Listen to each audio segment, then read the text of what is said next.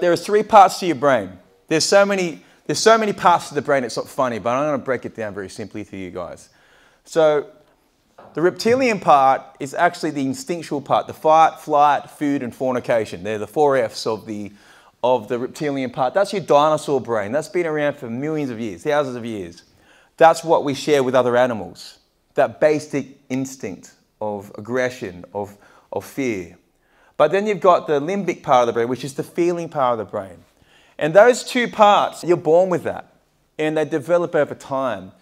When they've put teenagers and adults under scans with their brains, and they're shown images of people's facial expressions, like body language, they wanted to notice what part of the brain lit up the most. How were they scanning? How were they registering how people felt with these images? The adults were registering in the part called the neurocortex, which is the thinking part. That's where problem solving is, rational thinking is. That's where the memories are stored. That's the newest part of our brain. That's where they were registering it. But for teenagers, it was all in the feeling part, the limbic part. When I was a teenager, I felt feelings up and down all the time, and I didn't know why. Do you feel like that sometimes? Sometimes there may not even be anything going. Some of you guys are laughing because, yeah, I know. Sometimes there's nothing going really that bad in your life, and you like wake up in the morning, you're like, I just don't feel like doing this today. Who's felt like that before? Every person has got their hands up. Because we think with our feelings.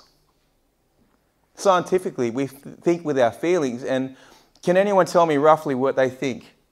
Like the age is that our brain is fully developed, roughly? Yeah. 25.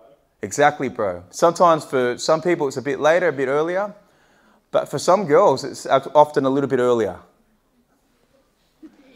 That's why parents are responsible for they're meant to be responsible for their children's actions with setting boundaries up, because that part of the brain of, think about it, thinking rationally. So when you see a Facebook comment or Instagram comment slagging you, accusing you of something, we often think with our feelings, not think with our rational thoughts.